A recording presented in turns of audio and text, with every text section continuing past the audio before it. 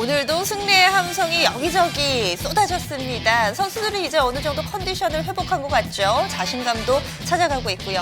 이런 가운데서 여러분들이 응원하는 선수들은 또 한 몫을 해줬을지 이 시간에 다시금 점검해 보시면서 내일 경기 준비해 보시기 바랍니다. 오늘 해설에는요. 메리츠 존금증권 광화문금융센터 이희권 과장 모셨습니다. 안녕하세요. 네, 안녕하세요. 네. 네. 오늘 경기 좀 어떻게 보셨어요? 네. 어제 경기 같은 경우에 산소호흡기를 달아줬다라면 오늘 경기 같은 경우는 이제 산소호흡기에서 산소를 더욱더 풀어줬다라고 볼 수 있거든요. 근데 이 산소호흡기를 떼면 과연 아직은 산소호흡기 없이는 조금 불안한 그런. 오늘 경기에서 산소호흡기 역할을 했던 건 어떤 게 있을까요?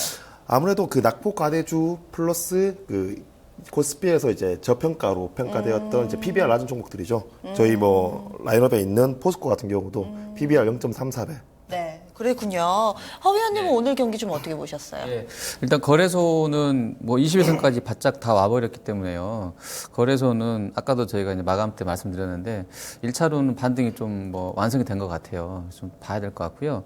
오히려 코스닥이 좀 더 이제 많이 남아 있는데 이게 유가가 또 자꾸 오르고 있어서 이게 탄력적으로 내일까지 보여줄까? 약간 뭐 이렇게 물음표는 있는 것 같아요, 아직도. 근데 상승세가 좀 강한 것 같고요. 중국은 뭐 좀 그냥 너무 과한 것 같다는 생각도 들고요. 저렇게 돈을 뭐 거의 우리나라 돈으로 500조 원이나 했다고 하면 정말 뭐 계절적인 이유도 약간 있다고 합니다. 근데 뭐 좀 급하긴 급했나 봐요, 중국이. 뭐 이렇게 생각하고 있습니다.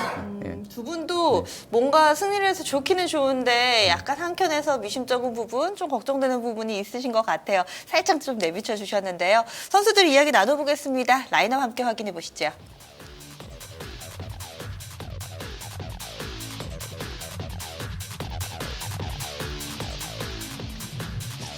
1번 CJ, 2번 바디텍메드, 3번 한세실업, 4번 코롱생명과학, 5번 제렉신, 6번 롯데케미칼, 7번 OCI, 8번 LG전자, 9번 포스코입니다.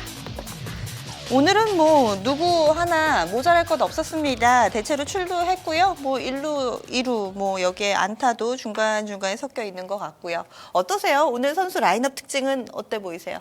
네, 다들 건장한 선수들 같고요. 보통 이제 일부 선수 라인업에서 사실 그 개인들이나 투자자분들이 거의 안 가지고 있는 종목들이 라인업에 많이 배치되는 경우가 있었어요. 근데 오늘 같은 경우에는 대부분 뭐 투자자분들이 좋아하시는 그런 종목들이 주로 라인업에 올랐죠. 뭐 이런 종목뿐만 아니라 시장 전체가 어느 정도는 안도하는 단계까지 왔다 정도로 보여지고요. 충분히 여기서도 바운딩에서 다시 한 번 더 상승 추세로 전환시킬 만한 그런 몇몇 종목들이 눈에 띄는 뭐 그런 라인업이라고 볼 수 있습니다. 네, 허 의원님도 특징 짚어주세요. 예, 4번이 저는 뭐 이런 재료가 있는지는 몰랐었는데 일단 뭐 그룹사 내에서 어떤 뭐 이슈들 때문에 올랐다고 하네요. 그래서 좀 눈에는 띕니다. 오늘 4번 타자 역할을 제대로 한 것 같고요. 그리고 3번 같은 경우도 아침에 뭐 실적 잘 나오게 되면서 좋았는데 고점에서 상당히 또 많이 빠졌더라고요. 좀 밀려서 마감됐고 유가가 시간에서 좀 뭐 올라가면서 뭐 롯데나 OCI나 다 좋았는데 OCI는 또 이제 실적이 나왔는데 보니까 어닝 쇼크더라고요. 한 200억 적자 예상했는데 700억대까지 벌어져 있어서 내일 아침에 어떻게 좀 반영될지는 봐야 되겠습니다. 그리고 LG전자는 뭐 이제 그 뭐 전장 쪽 얘기 나오면서 계속 강한 흐름세 거의 뭐 6만 원까지 다 온 것 같고요. 포스코도 센 것 같아요. 뭐 국민연금 쪽에서도 그러니까 투신 쪽 포함해서 기관 쪽에서 계속 매수를 하고 있는데 여기 또 오늘 거의 한 3년, 2년 최저치에서 올라와가지고 올해 한 20%까지는 좀 오른 것 같아요. 뭐 상당한 것 같습니다. 네. 쭉 이야기 나눠봤는데 저는 좀 눈에 띄는 게 어제는 상당히 좀 사이즈가 크고 뭔가 자본주의적인 선수로만 쫙 다 구성이 돼 있었는데 오늘은 또 합해져 있습니다. 뭐 제약바이오 선수도 있고 뭐 자본재 쪽이라든지 산업재 소재도 눈에 띄는데요. 골고루 오늘 라인업이 꾸려졌습니다. 한 선수씩 좀 이야기 나눠볼게요. 먼저 이 과장님 어떤 선수부터 볼까요? 첫 번째 선수는 코롱생명과학인데요. 뭐 오늘 눈에 띌 만한 가능성들이 몇 가지 제기됐거든요. 뭐 아까 말씀하셨듯이 코롱그룹의 지배구조가 지금 개편될 가능성이 제기됐는데 어떤 식이냐면 지금 코롱 그러니까 지주에서 코롱에서 가지고 있는 티슈진 INC죠. 이 지분을 전부 다 코롱생명과학에 넘기고 코롱생명과학은 이제 유상증자를 통해서 제3자 배정을 통해서 이제 그 지분을 코롱한테 주는 거죠. 그렇게 되면 지금 지분 구조가 코오롱이 티슈진 INC를 가지고 있고 코오롱 생명 또한 티슈진 INC를 가지고 있거든요. 근데 이제 이 그 티슈진 INC가 통으로 다 코오롱 생명과학에 넘어가게 되고 코오롱이 가지고 있는 물량이요. 그리고 코오롱 생명과학의 지분을 코오롱이 가지고 있기 때문에 이제 그 아들 손자 개념으로 지배 구조가 개편되거든요. 지금 뭐 원샷법에 관련돼서 원샷법에 가장 수혜를 받을 수 있다고 기대되고 있고요. 지금 또 여기서 시기상으로 좀 적절한 게 그 티슈진이 지금 삼상 통계 분석이 거의 지금 우호적으로 잘 마무리돼가는 국면이에요. 이 부분 이제 이게 임박했다라고 회사 차원에서 느껴서 빠르게 이런 사업 구조 개편에 대해서 조금 각차를 가한다라고 하면 뭔가 지금 아직 시장에 나오지 않았지만 내부적으로 발빠른 움직임이 진행된 것이 아닌가라는 흐름이 주가 흐름이 예상되는 부분입니다. 그 지배구조 얘기 좀 더 해볼게요. 만약에 그렇게 코롱 생명과학, 티슈진 INC 이렇게 좀 된다면은 왜 코롱 생명과학에게는 좋은 걸까요?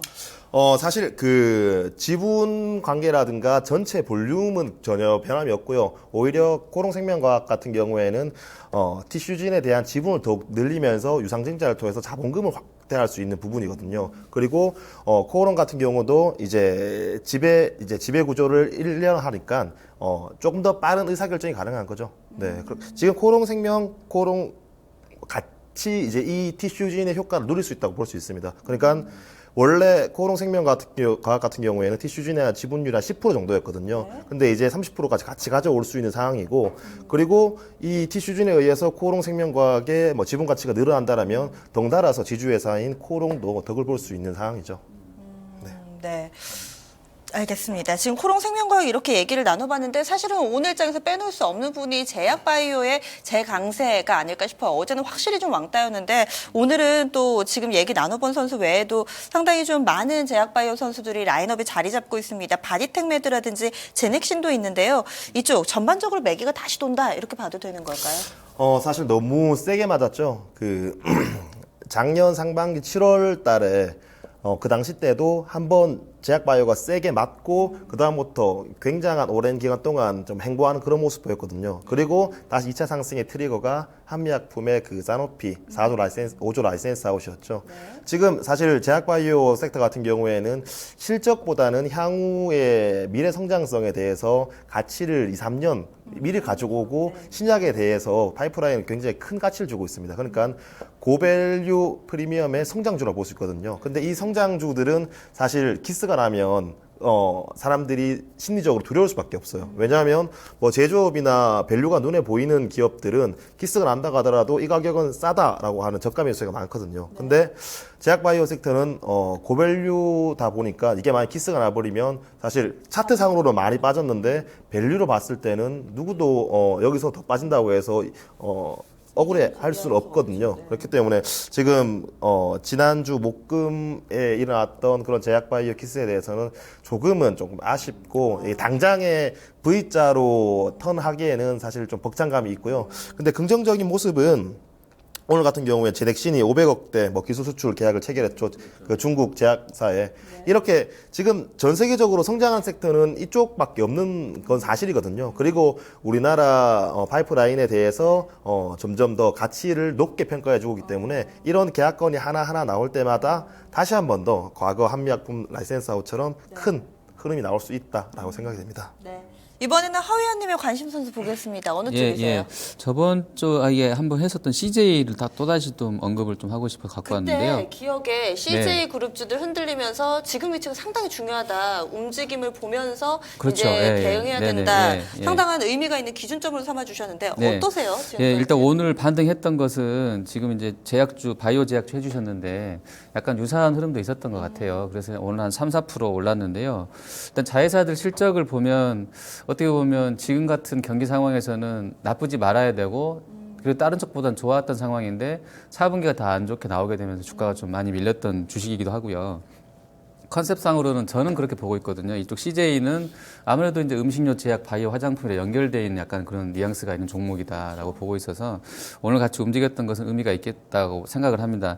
근데 이제 그 반등 강도에 대해서 다시 좀 봐야 될 것 같아서 CJ도 갖고 와봤는데요. 물론 이제 이 종목이 셀트리온이나 뭐 한미사이언스나 뭐 오늘 움직였던 코롱이나 뭐 바이로메드는 또 하락 마감했더라고요 또. 그래서 이런 쪽들보다 영향력이 아주 크다고는 할 수 없겠지만 상징적인 의미는 좀 있는 것 같아요. 아직까지도. 그래서 CJ도 그렇고 셀트리온도 그렇고 또 한미 약품 뭐 이런 쪽들, 그러니까 등치가 컸던 종목들 중에서의 제약 바이오를 대표했거나 아니면 큰 흐름에서는 헬스케어를 다 묶었을 때 그걸 주도했던 쪽들에서 반등 강도가 강하지 못하다 그러면 좀 힘들 수도 있을 것 같아요. 그리고 중국에서 자꾸 이제 자기네들도 신약 어쩌고 뭐 제약을 한다고 하니까 그런 기사들이 이제 그쪽 현지 신문에 간간히 나오더라고요. 인터넷판으로. 그래서 이것도 또 중국에서 쫓기게 되는 걸 생각도 해봤는데 어쨌든 CJ는 전체로 봤을 때는 다 제약과 바이오나 화장품, 뭐 음식료를 아우르는 거에서 좀 기준점이 될 수 있는 종목인 것 같고요.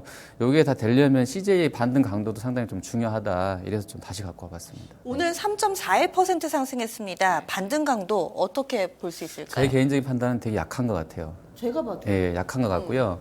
오히려 이제 같은 섹터 내 언급해 주신 코롱 생명과학이라든지 일부 종목은 또 거래소 동아 ST, 동아 ST는 20배가 안 되더라고요. PER이 보니까 10배 중후반밖에 안 되는데 이런 거 일부 종목 말고는 또 시젠 같은 경우는 또 어제 빠졌다가 올랐기 때문에 거의 마이너스일 수도 있어요. 지난주 금요일하고 유사한. 그러니까 사실은 장은 막 몇 프로씩 막 급반등이 나오는데 소외를 받고 있는 쪽들이 분명히 있더라고요, 이 속에. 그래서 이게 생각만큼 세지가 않고 한미약품도 크다면 큰 종목인데 얘도 거의 뭐 움직임이 없었고 셀트리온도 딴 날 같으면 좀 올라줘야 될 것 같은 분위기인데 저러고 있고 하니까 좀 약간 좀 그런 부분은 있더라고요. 근데 또 유가가 또 아까도 말씀드렸지만 시간에서 또 올라간다는 부분들이 그쪽이 또 어떤 그 심리적인 영향을 좀 주고 있는가 싶기도 하고요. 어쨌든 뭐 좀 찜찜한 어떤 그런 부분이 이쪽 섹터가 지금 아직은 남아 있는 것 같아요. 그러니까 강하게 좀 며칠 쳐주면 오히려 좀 안심이 될 텐데 어제도 좀 혼자 그래서 아까 왕따라고 표현하시는 좀 그랬었었고 오늘도 시원하게는 또 못 갔던 부분이 좀 걸리긴 합니다, 솔직히. 네, 네.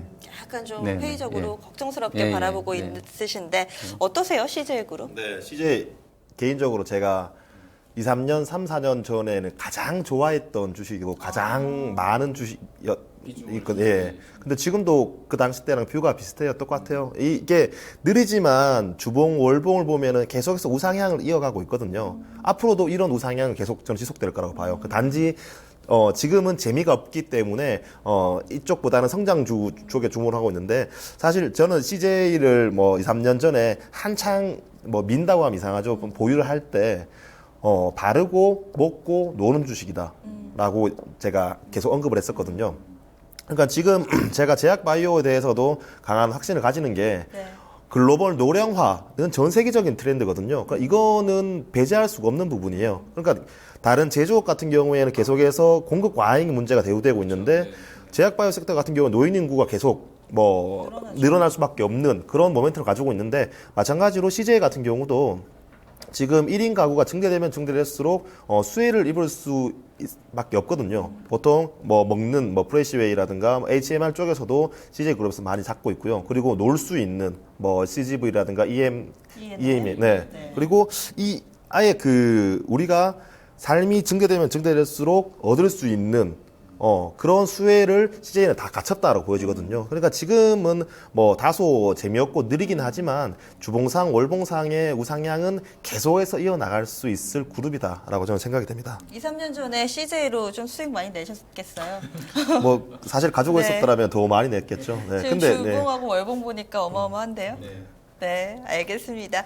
그리고 한 선수 정도 더 이야기 나눠볼까요? 어떤 선수? 네, 보실까요? 바디텍 메드입니다. 네.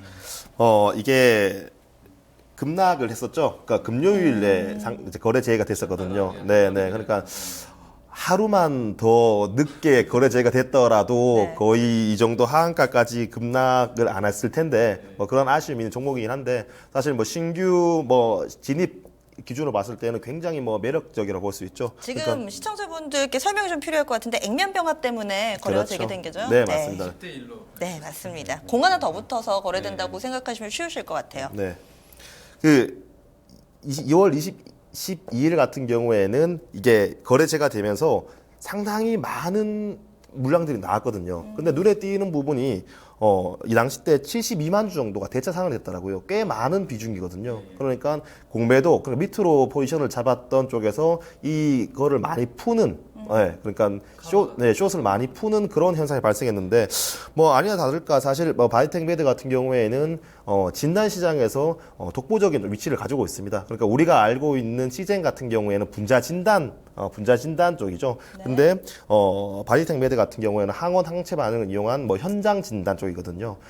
성장률로 봤을 때는 분명히 분자 진단 쪽이 시젠 쪽이 더 크긴 합니다. 하지만 바디텍 매드 같은 경우에 이런 현장 진단 항원 항체 반응을 통해서 독특화된 그리고 정말 고객사를 잘 잡고 있거든요. 지금 뭐 분자 진단 같은 경우에는 선진국 쪽에 주로 뭐 포지션이 돼 있다면 이런 현장 진단 같은 경우에는 아직까지는 개발도상국 쪽이거든요. 근데 바디텍 매드 같은 경우에는 중국 쪽을 확실히 잡고 있는 부분이거든요. 이게 폐쇄형 진단이다 보니까 폐쇄형 진단이라는 게 어떠한 진단 기기가 들여대면 이 진단 기기에는 특정 시약만 들어가거든요. 근데 개방형 같은 경우에는 모든 시약이 들어가거든요. 근데 바디텍 매드의 시약 같은 경우는 거의 폐쇄형이 많아요. 그렇기 때문에 이 바디텍 매드의 시약만 써야 되는 부분이거든요. 그렇기 때문에 지금 뭐 영업이익률이 30%대 계속 유지하면서 성장성도 계속 유지되는 부분이거든요. 그렇기 때문에 지금 급락 이후에 이 정도 가격대는 충분히 매수해도 될 만한 그런 시기라고 생각이 됩니다. 지금 여러 가지 수급 이슈들이 있었는데 이 부분은 다 해소가 됐다라고 보시는 거세요? 해소되는 과정이죠, 사실.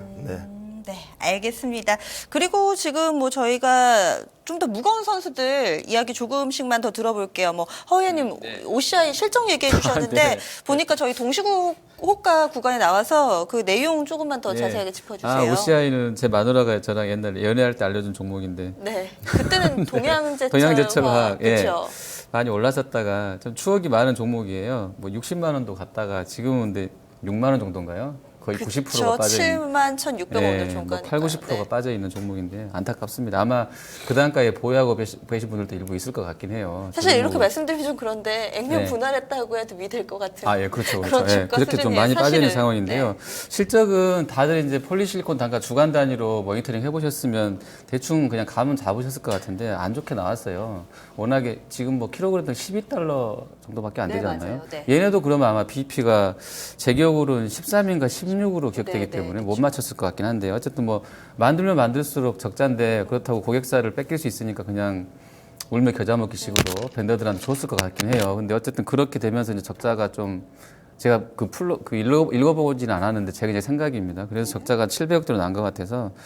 근데 주가는 또 보시는 것처럼 많이 빠져 있고요. 아까 저희가 우스갯소리로 뭐 이렇게 뭐 액면 분할했다고 할 정도로까지 많이 빠져 있기 상황이라서 내일 시장에서 이제 어떻게 반응할지는 봐야 되겠어요. 그리고 유가가 바닥에서 지금 5, 6 정도에서 30달러까지 빠르게 와 있는 상황이기 때문에 뭐 그런 재료도 약간 볼 것 같긴 하고요. 네, 그렇습니다. 현재로서는 근데 뭐 내일은 일단 실적에 대한 영향을 체크를 해야 될 것 같고요. 뭐 큰 흐름에서는 아주 나쁠 것 같지는 않아요. 네. 그렇게 봅니다. 네. 네. 그리고 또 하나 볼까요? 지금 뭐 눈에 띄는 종목 있으세요? 저는 포스코 같은 경우 네. 뭐 PBR이 0.3배까지 맞아요. 내려갔었죠. 네네. 네. 전 세계 지금 철강 산업이 거의 공급 과잉은 몸살로 앓고 있죠. 네. 그래서 뭐 이런 얘기가 있어요. 철강 업계 쪽에서 제가 인터뷰를 해보면 전쟁이 나지 않는 이상 이런 공급 과잉을 해소하기는 힘들 것이다. 그 정도예요? 네, 그 정도로 지금 뭐 재고도 많이 쌓이는 부분인데, 근데 뭐 다들 포스코에 계시는 분들뿐만 아니라 포스코 주변에 계신 분들도 이런 공급 과잉이 계속해서 진행되고 전 세계적으로 한두 업체만 살아남는다고 했을 때 그 한두 업체 안에 포스코는 포함이 될 거다라고 말씀하시는 분이 많더라고요. 그러니까 만약에 PBR이라는 개념이 상당히 오래된 개념이긴 하지만 이 회사가 망하지만 않더라면 충분히 싸다라고 볼 수 있거든요. 근데 지금 PBR이 뭐 0.5배 이하인 종목도 수두룩한데 이 구조정을 통해서 살아남기 쉽지 않을 거다라는 것 때문에 지금 많이 매수를 못하고 있는 상황이에요. 근데 지금 어느 정도 포스코가 바닥에서 올라오면서 이런 모습을 보여줬긴 한데, 글쎄요, 여기서 이제 어느 정도 저평가에 대한 한 텀은 끝났다라고 보여지고, 여기서 추세적으로 한번 다시 도약하기 위해서는 뭔가 이제 다른 뭐 중국 쪽 감산이라든가 뭐 다른 구조적인 변화가 있어야지 여기서 추가적인 상승은 가능해 보일 거라고 판단이 됩니다. 철강은 저는 그런 아이디어는 좀 개인적으로 갖고 있었어요. 엔지니어링 플라스틱이라고 그러나요? 네. 고강도의 플라스틱이 요즘 네, 네, 뭐 네, 인기잖아요. 맞죠. 그래서 그게 가장 제가 봤을 때 이 산업의 최대의 그 위험 요인 같아요. 왜냐하면 플라스틱을 만약에 지금 하는 것처럼 얇게 해가지고 그렇게 강판도 만들어 버리고 뭐 배도 플라스틱으로 만들고 다 그렇게 해버리면 얘네들은 죽을 수도 있거든요. 예를 들어 극단적이긴 합니다만 제 시나리오가. 근데 어쨌든 그런 위험 요인은 큰 흐름에서 봤을 때 차광 쪽은 항상 갖고 계셔야 될 것 같아요. 그게 이제 역으로는 효성이라든지 최근에 문제가 되고 있긴 합니다만 효성이라든지 뭐 또 SK케미칼도 약간 하나요. 그러니까 그 플라스틱 쪽으로 강력하게 지금 추진하고 있는 쪽들도 한켠에서는 봐야 되고 포스코도 그게 안 질려면 아마 개인적으로 제가 판단하기로는 얘네도 플라스틱을 해야 될 것 같아요. 맞아요. 사업 자동차도 네. 경량화하고 그렇죠. 요즘에 뭐 네. 가벼운 게 중요하니까요. 이렇게 선수들 이야기 나눠봤는데요. MVP 줘야 됩니다. 어떤 선수 꼽으셨나요? 네, 오늘 장 MVP는요. 네. 바디텍 매드입니다.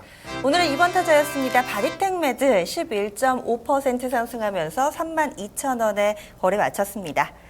내일 경기 준비해봐야 될 것 같은데요. 어제까지만 하더라도 뭔가 이 시간에 내일 더 갈 거야 이렇게 좀 얘기하시는 분들 많았는데 이 시간이 살짝 애매해진 것 같아요. 갈 수 있을까요? 저는 뭐 가더라도 여기서 고통은 시간적으로 주든 가격적으로 주든 고통은 한번 주고 갈 거라고 어제 생각되거든요. 부장님이 전문가님 약간 경험이 비슷한 것 같은데. 네. 지금 뭐 과거에처럼 뭐 업종 대표주의 주식을 사놓고 시간만 묻어두면은 주식이 오르는 그런 시대는 지났거든요. 왜냐하면 경제 성장률 자체가 굉장히 플랫해져 버리니까 우리나라 투자자들뿐만 아니라 전 세계 투자자들이 이렇게 주식으로 굉장히 기대 수익이 낮춰진 상황이에요. 그렇다 보니까 롱으로 못 먹는다면 숏으로도 나는 먹겠다. 이런 롱숏으로 양방향으로 다 먹겠다는 수요가 굉장하거든요. 그렇기 때문에 지금 과거에는 다 같이 잘 살자 뭐 이런 분위기였는데 이제는 뭔가 하나가 약점만 보이면은 굉장히 숏으로 그 수익을 내려고 하는 특정 세력들이 많거든요. 그걸 지금 뭐 중국 위안화 같은 경우에는 걸려들었다 싶어서 굉장히 위안화의 숏 물량이 많은 상황이고요. 그리고 지금 국내 증권사들이 홍콩 ELS에 걸려있다 보니까 걸린 김에 여기서 제대로 물겠다. 라는 이런 숏 포지션들이 굉장히 많은 상황이에요. 시장의 숏이라고 하면 뭐 선물 매도가 이제 대부분 이루겠죠. 그리고 종목의 숏이라고 하면 당연히 대차 잔고 증가와 공매도 부분이거든요. 그렇기 때문에 얼마 전에 개인 투자자들이 약간 그렇죠. 그것에 대한 예, 예. 반발로 공매도가 없는 증권사로 계좌 이관하고, 이관하고 이런 내용이 한창 또 부각되기도 했잖아요. 네. 그러니까 지금 같이 이제 나만 살겠다는 식의 공매도는 사실 조금 제가 봐도 부정적인 인식이 많이 느껴지고요. 시장 자체를 흐려놓기 때문에 예를 들어서 한 명이 희생으로 9명이 잘 살게 된다면 그거는 눈을 감아줄 수 있다고 생각해요. 근데 증시 상황에서 근데 한 명의 이익을 위해서 9명의 뭐 피해가 간다라면 그거는 사실 조금 지금 시장 상황에서 안 그래도 센티멘탈도 약화되는데 더욱더 좀 부담이 될 수 있는 상황이거든요. 지금 매도 포지션도 그렇고 종목별로 대차 잔고 이런 숏 포지션들이 비중이 점점 늘고 있는 상황이에요. 그렇기 때문에 종목별로 대차 잔고가 진행되고 공매도가 계속해서 늘어난다라고 봤을 때는 조금씩은 이제 비중을 덜어내야 될 뭐 그런 시기라고 보여집니다. 네. 그러면은 지금은 비중을 덜어내고 언제 그럼 다시 들어가야 되나요? 아무래도 그 대차 잔고를 계속 확인을 해야겠죠. 그리고 만약에 여기서 턴 한다 했을 때 오늘 같이 이렇게 어제 오늘 턴 했을 때 지수 대비해서 타업종 대비해서 상승률이 떨어진다라고 했을 때는 그 섹터는 버리는 게 맞고요. 그리고 한 종목씩 뉴스에 크게 반응한다. 예를 들어서 오늘 뭐 제넥신의 라이센스 아웃을 통해서 이 섹터가 크게 반응했잖아요.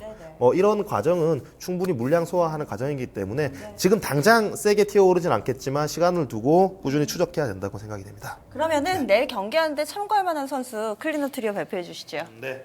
내일장 클린업 트리오는요. 코미팜 그리고 덱스터 마지막으로 한미약품입니다. 제약바이오 선수들 둘 좀 들어와 있습니다. 네. 좀 간략하게 코멘트 들어볼까요? 네. 사실 뭐 코미녹스가 된다 안 된다에 대해서는 갑론을박이 워낙 많아서 제가 이거 뭐 된다라고 말씀드리기 힘들 것 같고요. 근데 충분히 그 기술력 있고 이게 만약에 된다라고 봤을 때는 이 시장의 파급력이 굉장히 큽니다. 그렇기 때문에 된다 안 된다를 떠나서 기대감만으로 주가는 지금 수준에서 조금 더 우상향할 수 있을 거라고 보여지고요.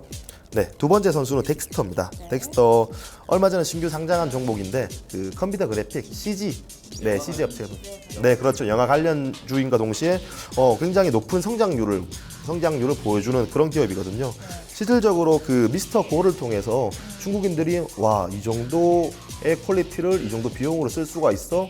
중국 측의 수주 잔고가 굉장히 많은 상황이거든요. 미스터 고가 그 고릴라 나오는 네, 영화 그렇죠. 맞죠? 네, 네. 그 미스터 고의 감독이 이제 CG를 총괄했던 감독이 만든 회사라고 생각하시면 됩니다. 네. 오늘 실적 굉장히 좋게 나오면서 이렇게 턴하는데 몇몇 없는 고성장 기업이에요. 그렇게 다소 뭐 밸류 부담이 있긴 하지만 향후 영화 산업 그리고 영화 산업에서 가장 중요시되고 있는 이 CG를 비용을 굉장히 낮추면서 이제 시각적 효과가 좋다. 그리고 수주 잔고 또한 굉장히 많이 쌓여 있고 중국의 영화 산업과 함께 성장할 수 있기 때문에 역배열로 진입한다기보다는 여기서 충분히 바닥을 잡을 수 있을 주식이라 생각이 됩니다. 한미약품은요? 네, 너무 싸죠. 저는 개인적으로 월급이나 세뱃돈을 지금 구간에서는 계속 사볼 생각입니다. 한미약품. 네. 네, 알겠습니다.